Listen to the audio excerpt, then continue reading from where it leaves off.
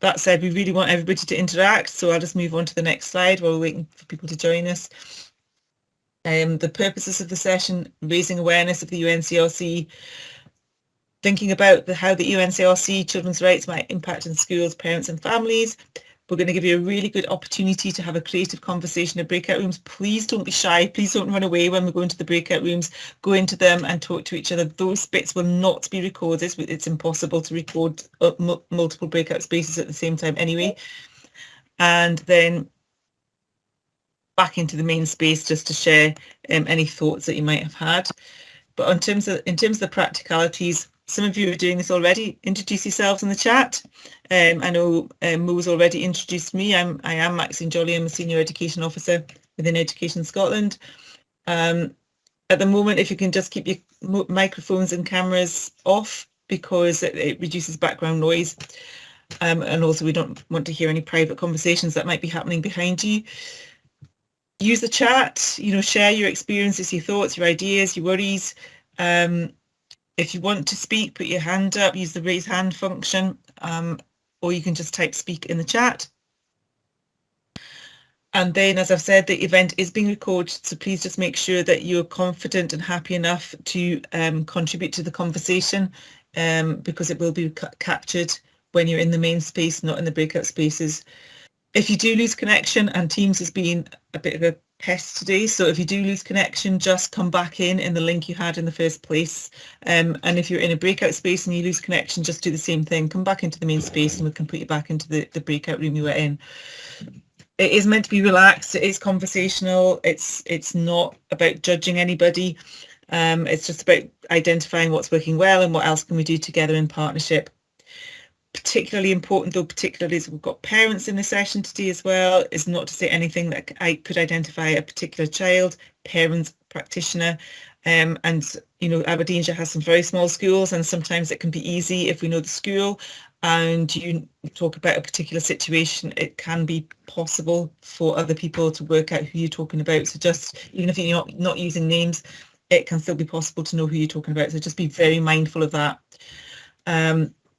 And it is, and we're all very familiar now with online sessions, but there are still some barriers in terms of there can be a bit of a lapse between somebody speaking and somebody hearing and then responding. So it's easy to talk over each other and it's not deliberate. So just be mindful of that, and people aren't being rude if they appear to talk over you. Okay. So at the end of the session, we will be asking for a little bit of feedback. What's made you think? What have you really liked? The bag is what you're going to go and do now because you're so excited about it. And then the bin is what didn't you like. So it's always useful for us to get feedback. So I'm just going to start in terms of the basics around what are rights. And sometimes people think they know what rights are. In actual fact, they don't. Can I just make sure everybody's on mute, please? So the UNCRC is a legally binding international agreement. So it's not legally binding in domestic law yet. It's legally binding in international law. So if you wanted to take a case around infringements of your rights, for example, you'd have to go to the international courts. So that doesn't really happen. But it's not just about those basic survival rights. It's about those broader rights that all children are entitled to, which includes culture, social rights, economic rights, political rights, civil rights.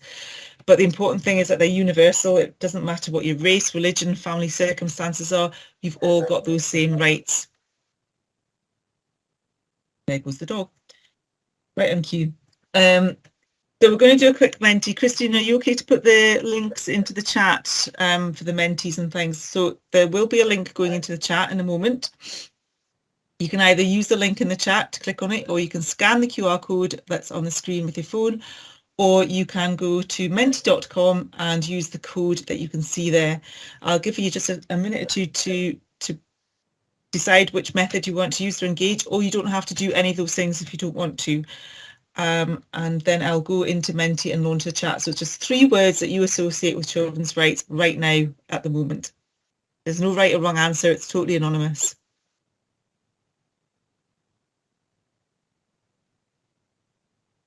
Okay, that's great, Zoe, that you're attending as a personal person. That makes sense. And not as part of an organisation. Apologies, that's the Menti link and code just gone in. Thank you, Christine. Right, I'm going to come out of here and go into the actual Menti so you can all see it. Remember where it is. Oh, drag that screen across. There we go. So we've got one person in already who's already put in 3 words. So we've got universal wellbeing and dignity, and I see a lot of people coming in now. This is a really good activity to do. It's something that parents yourselves could do if you wanted to with other parents, just to start to introduce the topic with them. This version of Menti is free. It's really easy to access, and because it's anonymous, nobody feels that they're going to get it wrong or make a mistake. It's also a really good way to start with young people as well, and upper primary too. So you get an idea of what people already know, what they think. Also, you can start to pick up on any misconceptions that might be out there. So some fabulous words coming through there. If you've got a lot of participants, you can imagine you can get a really great visual from this activity. We're not going to spend ages on it just now, because part of this is just to show you some of the tools that you can use to share with other parents and practitioners. Christine, are you okay to let people in? Or no, one of you, if that's okay. Yep, that's fine. Thank you. Okay, so I'm just going to come out of that Menti, but you can continue to add to it. Back into the presentation. Right one. There we go.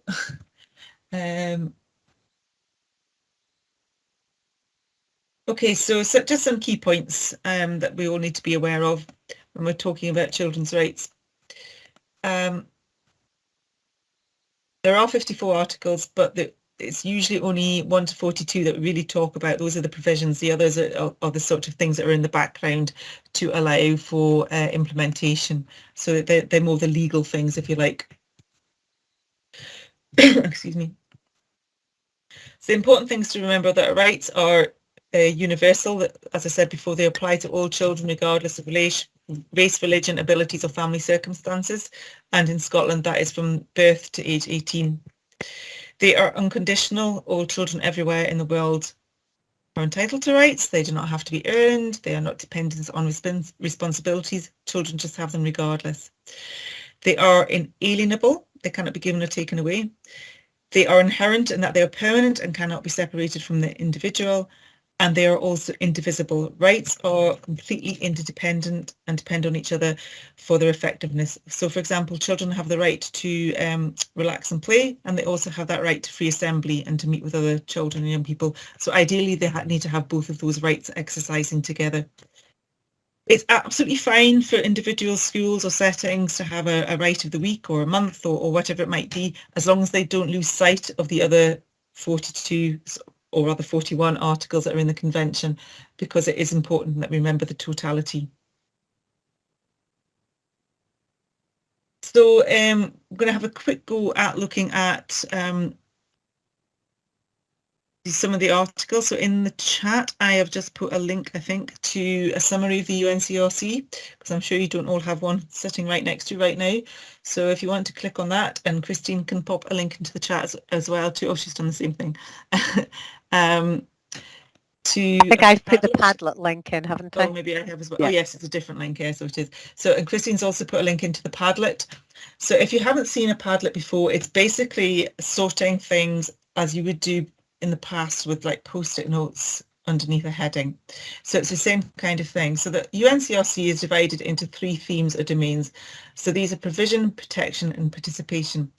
So provision is around services such as education, healthcare, culture. It includes things like libraries, parks, all of those sort of things. Protection is around making sure that children are protected from abuse and harm. That's a very straightforward one, and most of the articles that refer or protection articles use the word protection within them. And then participation are the articles in which we make sure that children and people's views are sought, heard, and that they are given the opportunity to actively influence decisions and outcomes. So I will show you what the Padlet looks like. To here. Grab it on here.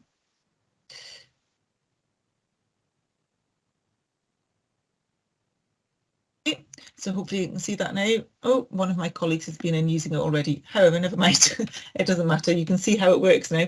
So all you would do is you would click on the plus and write something. So a provision, I know article 28 is a provision, publish, and you'll see it pop up there. So it doesn't matter about whether you're right or wrong in this. It's really just to make sure that you have that opportunity to engage with what is actually in the UNCRC. So please feel free just to have a quick look, play around with the Padlet, and just see, just pop in again. It's totally anonymous. It doesn't matter what you think, whether it's right, wrong, or there is a bit of crossover between it anyway. But as I've said, it's really about making sure that the participants become familiar with some of the articles, because there's a lot of misunderstanding. And again, a fantastic activity to do with your other parents, with other members of staff, with your local community partners, with your older learners. You can do it face to face, as I said, with post-it notes, and have a chat about whether we think this is provision, protection or participation. Or we can do it as a Padlet if that's your preferred choice. So there's lots of ways you can do this, but it's a really good, again, starting point to start to encourage your other peers to be aware of what actually is in the UNCRC, because as I've said, they may think they know, but often they don't. The UNCRC is sometimes held up as being a gold standard, but in actual fact, it's the bare minimum that we should be offering. Has everybody managed to get into that okay and add things? Make it work. Just give it a minute or two for you to be able to add anything you want to add. I know you're probably opening up the actual summary of the UNCRC as well at the same time.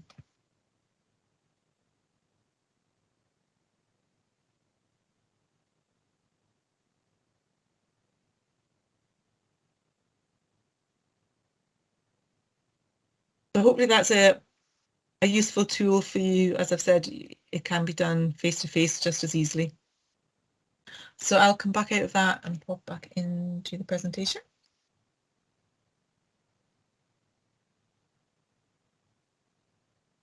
Okay, so you can also sort the articles in terms of the general principles of underpinning rights, but I think there's much more value just to being aware of the underpinning rights.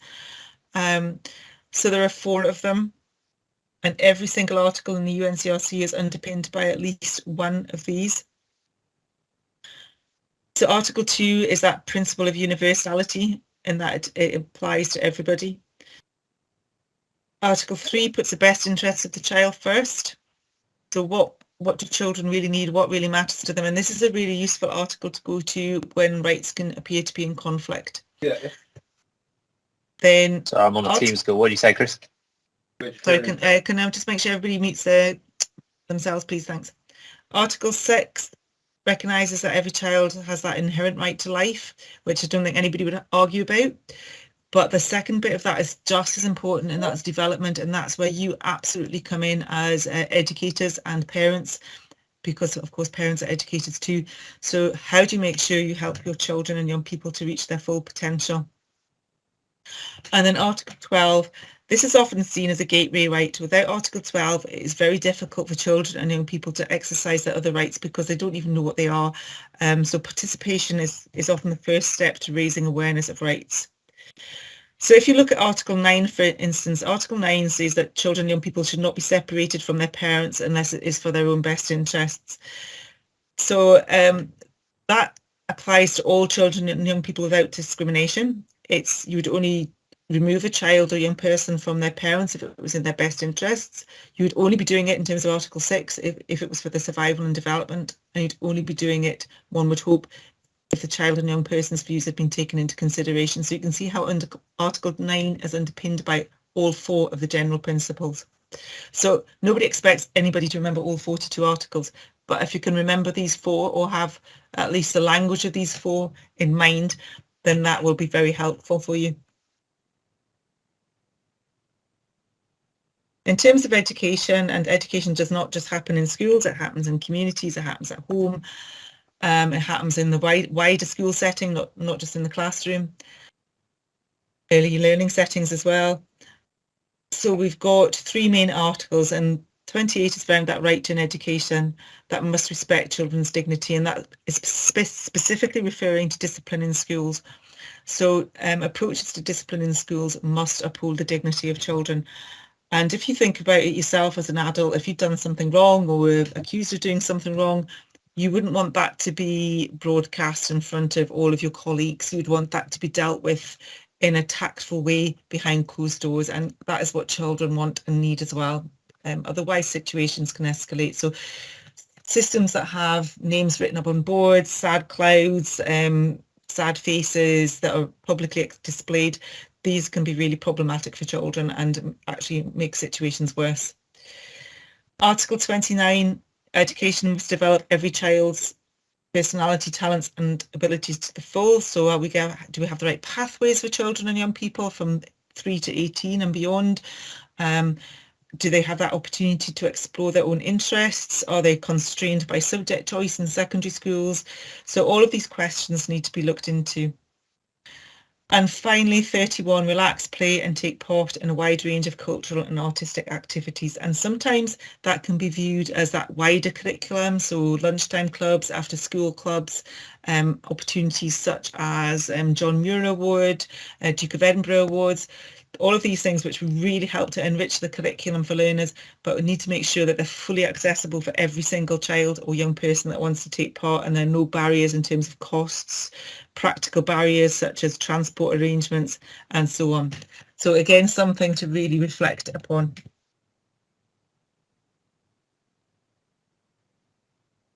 In terms of parents and rights, so sometimes parents can be slightly anxious that the UNCRC undermines their rights as parents, which is not the case at all. And I hope that you can see here in these articles that parental rights are actually crucial and fundamental to children's rights. So that first one there, Article 5, that right of parents to direct and guide their children so they can enjoy their rights properly. So obviously parents have a responsibility and a duty to uphold the rights of their children, but also to direct them and to provide those boundaries. And Article 7, that right to be cared for by parents, absolutely. And I know I referenced Article 9 before around the potential for children to be removed from parental care, but that is not what anybody wants. Everybody wants children and people to be staying with their parents and to be cared for by their parents. Article 8, that right to a name. And we often find, particularly with some of our new Scot families that are coming into Scotland, that they will use a different name because they say their name is too difficult for us to pronounce. We need to learn how to pronounce it and not expect them to adopt a new name. Article 10, that right for children and parents to live together in the same country. And again, that's very topical at the moment, even where I am in Huntly, a small town in Aberdeenshire, and I'm sure most of you know where Huntly is because this is an Aberdeenshire session. We have a number of Ukrainian refugees. Fortunately, they have their parents with them, but we need to make sure that that opportunity is still there wherever possible. And again, that opportunity around Article 14 to practice your religion and to celebrate your own culture, and respect for parents to give children information around that religion and culture. I'm just going to pause for breath and see if either Christine or Mo want to come in for a minute there and just add anything. I was just going to say it's a lot for people to take in, isn't it? There's a lot of information for people to process, and I was just wondering if anybody's got any thoughts on what they've heard so far or anything they'd like to reflect on what they've heard. There is a lot, isn't there? There absolutely is, and please feel free to post things in the chat. And you can also come back afterwards and ask via Christine, ask any questions.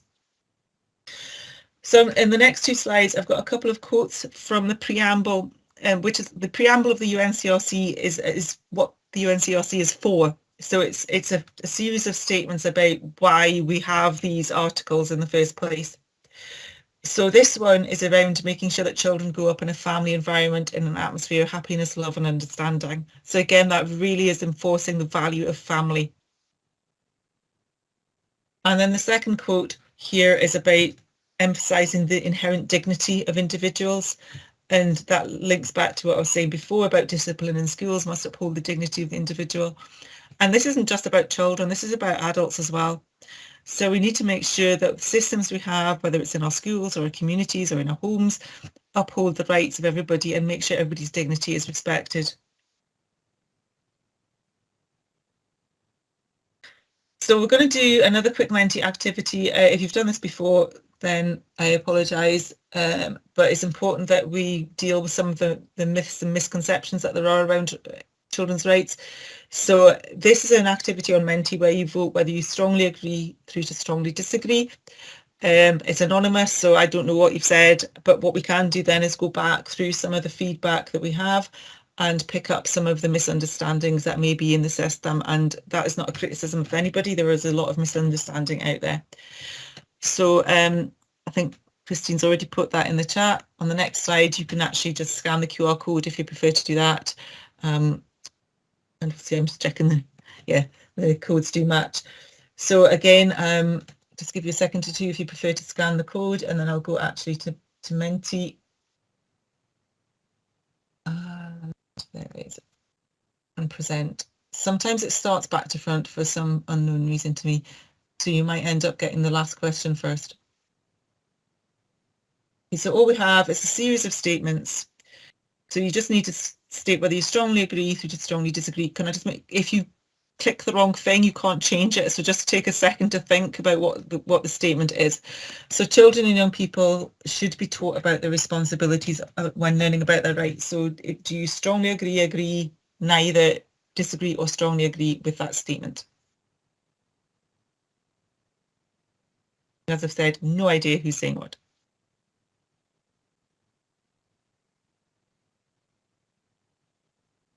I can see we've got 4 people voted. Now you see at the bottom of my screen here, I can see how many people are voting. So that gives me an idea as we move through this activity, whether the people who want to engage are engaging with all of the questions, statements. The first one's always a bit slower because people are finding their feet and trying to get into the actual Menti. I won't comment too much at the moment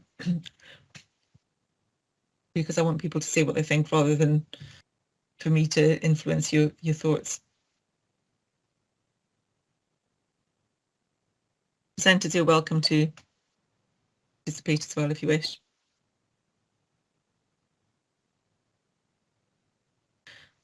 Okay, I'm going to go on to the next statement.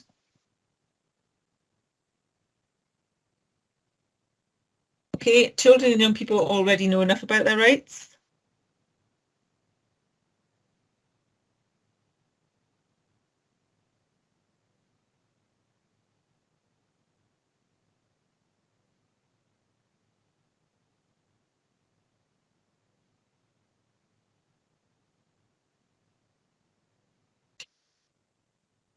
Okay, I've got roughly the same number of people that were in the last slide, so I'll move on.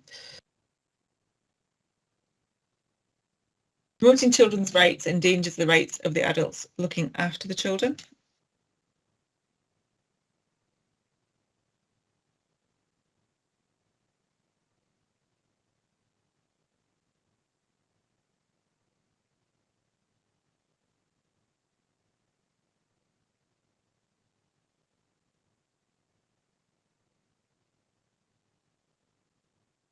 Okay. A few more people engaging now. Giving children and young people a voice can make their behaviour more challenging for adults sometimes. Christine and Mo will know that this is probably my favourite statement.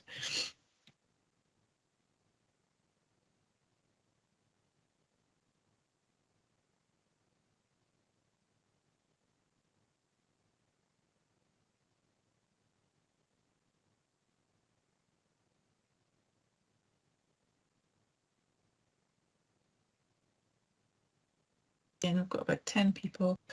That's about I had before. Children and young people from disadvantaged backgrounds should be given greater support to realise their rights.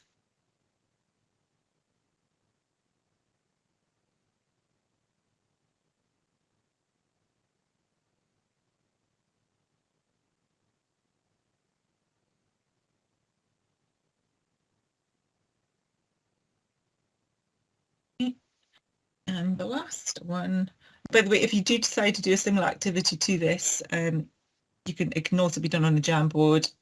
Traditional way of doing this used to be move to one side of the room if you think this, or stand in the middle or move to the other side of the room. But of course, that's not anonymous, so people aren't always truthful. So it's quite useful to use, even if you're in a face-to-face session, it is still quite useful to do this kind of activity on a Menti or a Jamboard. And finally, some people are in there already, they beat me to it. Children and young people are or should be active partners in their education rather than service users.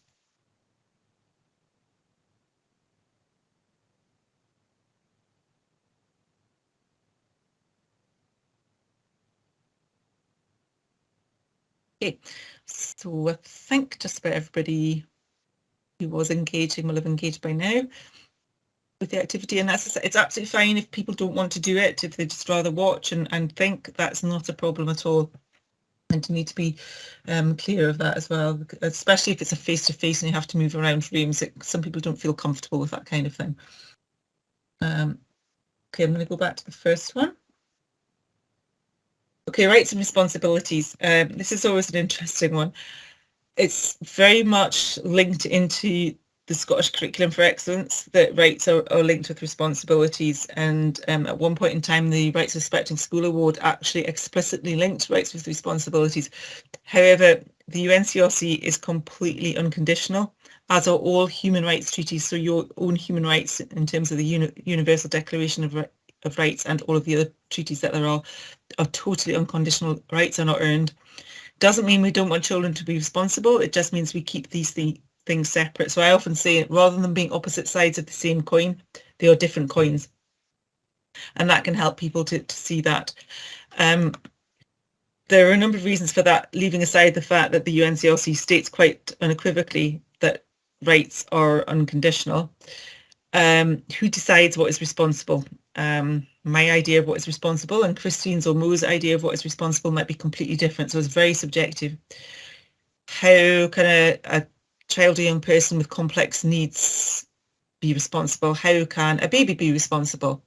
And when you start to think about these, it helps you to clarify your thinking. For some people, this is really, really challenging. And some of our younger teachers who maybe went to rights respecting schools and were taught that whole language of rights and responsibilities find it very, very difficult, actually. So it's just a different way of thinking about it. If you think about it in terms of respect and rights rather than responsibilities and rights, that can sometimes be helpful. And we know that when children are in an environment where their rights are respected, protected and upheld, they naturally do become more responsible, not because they're being told to, but because it feels to them the right thing to do. But the other thing we also have to be very, very careful about is around safeguarding, because if children and young people are given the message that if they behave in a way that an adult does not approve of, that their rights can be removed, they can be potentially put at risk. So there are a number of reasons why we should not link rights and responsibilities. So I don't know if Mo or Christine want to come in at that point, because I know you've heard me say this about 100 times already. So if either of you want to come in there. I'm happy to come in here. When I was a head teacher in a school and we were going for our gold rights respecting schools, I did have or encountered where some people thought that the children, if they weren't behaving in what they termed a responsible manner, then they weren't allowed their rights, or their rights should be removed from them. So it takes a wee bit of I think a wee bit of a shift, a culture shift sometimes, to actually accept that, you know, rights are people's rights no matter what. And this responsibilities thing, once you get away from, as you said, Maxine, thinking about it as two sides of the one coin and thinking about it as two completely separate issues, I think it then becomes easier to teach about rights and to ensure that children and young people have their rights upheld. It's just a culture shift, and it kind of I found when I was doing it that it clicked, and it would click with some people sooner than others, and then it almost just spread, if that makes sense. There was just a wave of it, and I'm talking about children as well, where children would not be happy about, you know, what somebody had done in the playground, so wanted maybe them to be kept in, or you know, to be punished or ridiculed in front of other people. And it took a wee mind shift as well for children to realise that no, everybody needs to be treated with respect and everybody's rights need to be upheld. I don't know if that makes sense, or if anybody's got any questions they want to ask me round about that. Thanks. Well, just to make it very clear, we're not saying that there should be no boundaries. Children want and need Absolutely not. boundaries. There were definite boundaries in my school. It's just that those boundaries need to uphold dignity also. Okay, we'll move on to the next statement. Children and young people already know enough about their rights now. Most people tend to strongly disagree with this or disagree, and that's because we're talking generally across society. But if you're in a school where there is actually a very strong rights-based culture, then you might agree with that statement, because the children in your community, in your school, do know a lot about their rights. So it just depends on where you're situated. But generally in culture across Scotland, we find that children and people might think they know about their rights, but in actual fact, they don't know their rights properly. It's improving vastly, and when you compare Scotland to some of the other countries in the Five Nations, we're ahead of the curve, except Wales is also pretty good too. But there is definite progress within this, but they still don't know enough, or they might have inappropriate impressions from social media about what their rights are. And sometimes you'll have children saying, I know my rights, when in actual fact they don't. And that's when it can be quite dangerous. Promoting children's rights endangers the rights of the adults looking after the children. Usually, yes, strongly disagrees, but sometimes you'll get anxieties with some staff in schools who feel that it does undermine their rights. And that's when I would always say, explore the Universal Declaration of Human Rights with your staff when you're introducing children's rights, so they know what their rights are too, and they know their rights are just as important. There isn't a hierarchy here. Children's rights are not more important than human rights. Children have human rights too. All of the human rights treaties apply to children. Adults don't have children's rights for obvious reasons, and the only reason why children have additional rights is because of their vulnerability. But other than that, all of the other human rights treaties apply to everybody. So it's always good to look at the other human rights treaties with your staff to reassure them, and with your parents to reassure them, so they know what their rights are too. Giving children and young people a voice can make their behaviour more challenging for adults sometimes. This is always very spread in terms of the response, and that's because it depends on how you interpret the statement.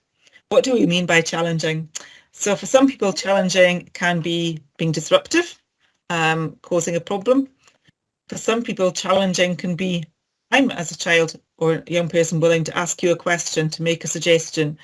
And yes, if you know your rights and you're in a rights-based environment, you will be more willing to make a suggestion and ask a question, and to lead on those suggestions and questions as well. So it just entirely depends on how you interpret that statement. But we want our young people to be able to ask questions, to make suggestions, because that's what will make them successful in their workplace or whatever they choose to do as adults. Disadvantaged backgrounds, yes, we normally get the strongly agrees and the agrees with this, and absolutely, we certainly shouldn't assume that children and young people from a variety of different backgrounds might need additional support to realise their rights, but there certainly should be a need to check on that. So for example, if you have care experienced young people in your school who are perhaps in a placement, which means that they are using transport to come to and from school, how are they going to access any after school activities? So that might be something that you need to reflect on. And I'm so pleased that everybody agrees or strongly agrees with this statement, that children and young people should be active partners in their education. You'd be perhaps quite surprised to know that we still sometimes get a few, not just disagrees, but strongly disagrees with this statement from practitioners in schools who think that children should just come in and be told what to do and sit there and not participate. And yet that doesn't help them to develop the skills they need in a modern workforce.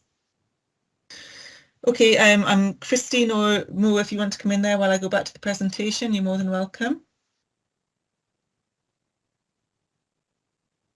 just to ask if there's any questions, an opportunity for anybody, just unmute, come in, ask any questions, or even if there's any comments that you want to make, any observations that you've made so far. We haven't lost anyone yet, so that's always positive. We're all Nobody's just left. sitting very quietly, I think. Please do that, and you will have the chance to talk to each other shortly in smaller groups where it's perhaps less intimidating than us talking at you. Okay, wants, needs and rights. Sometimes it's good to unpick the difference between these. A want is a desire for something. We all know that. It's something that we don't necessarily need, but we would like to have. Needs can sometimes appear as being a bit negative because it's something that's lacking. As it says here, such as necessities, such as food, and we know there's a big issue around that at the moment. We've got so many food banks across Scotland. But then you shift into a right, and it's a much more positive thing because it's a moral or legal entitlement to have or do something. But the biggest thing for me to bear in mind is that although rights come out of needs, rights are the same for all of us all of the time.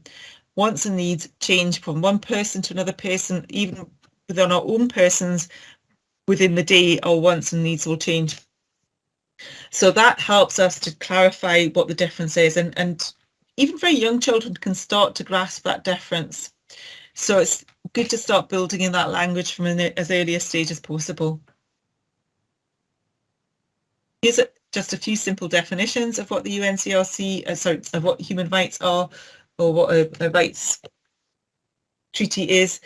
They're all fine. They all talk about entitlement or entitled. We've got the use of the term dignity there again, which I think for me is the most fundamental aspect of any human rights treaty, is about that dignity aspect. Just let you read that for a second to do. I know I'm moving on very quickly.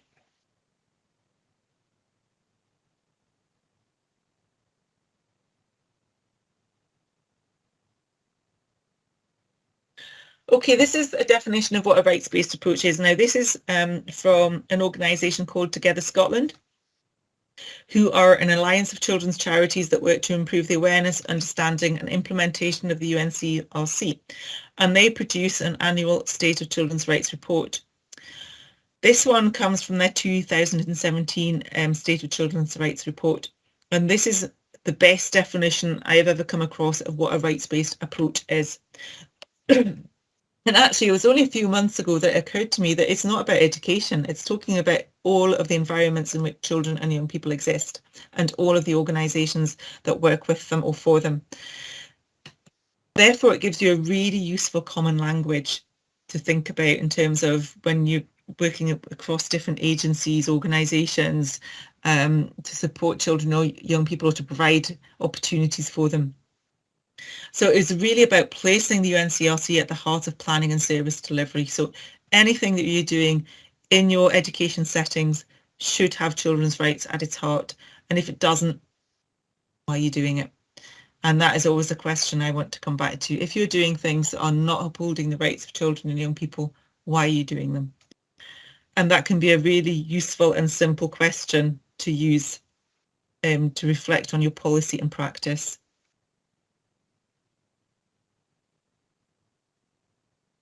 But why? What's the point? What's the benefits? So there's been a lot of research in this area, mostly from the University of Stirling and also from Queen's University in Belfast, around the benefits of rights-based approaches and effective learner participation. So these are just a few of them here.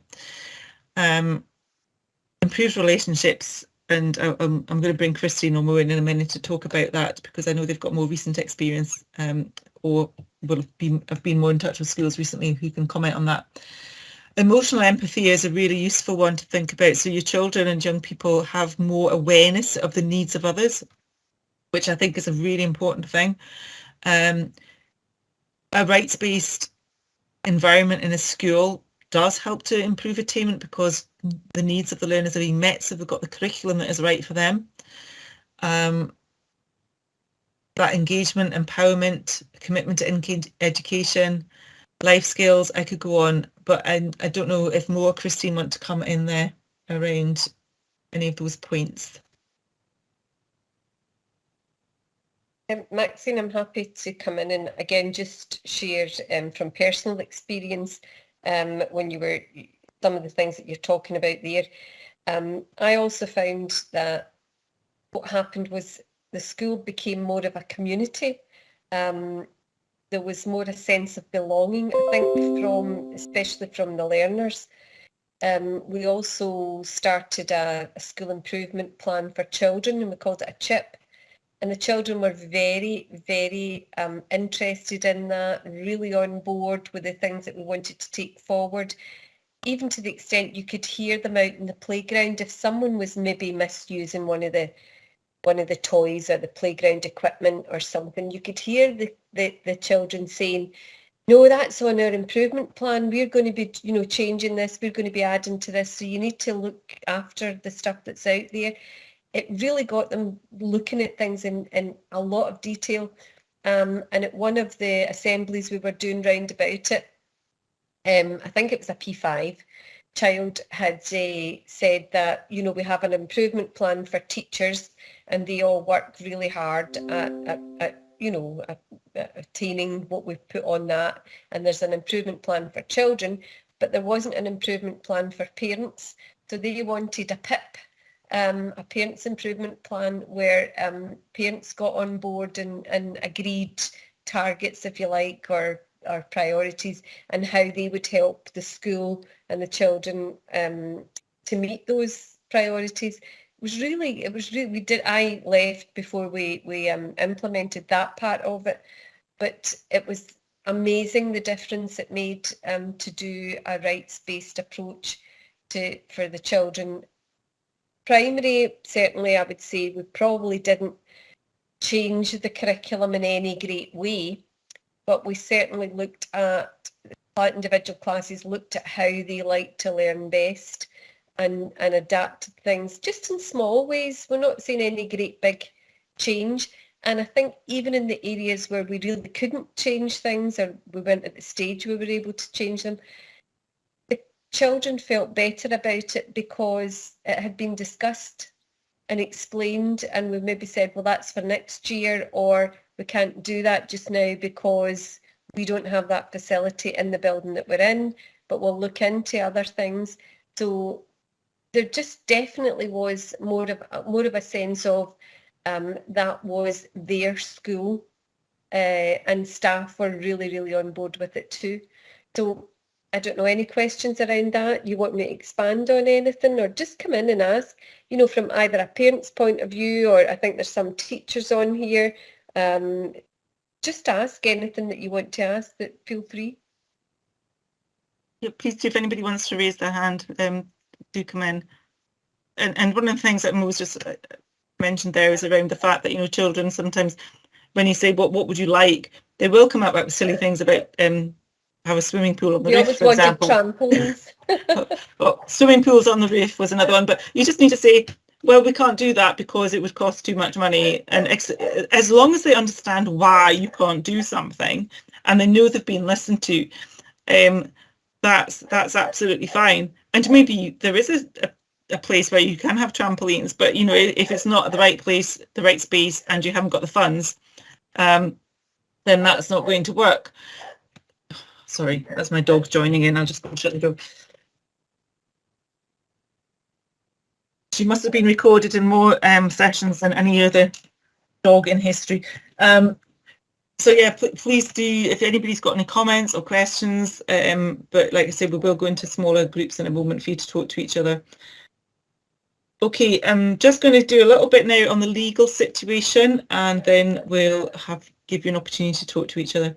I'm not going to go through all of this, but just to summarise that the original bill that was deemed to be out with the competence of the Scottish Government because it didn't fit with the incorporation, with devolved powers, is now going to be going back to Parliament. It's amended and it'll be going back to Parliament very shortly, and it's expected that there will be a new UNCRC Incorporation Act in place in the summer of 2023.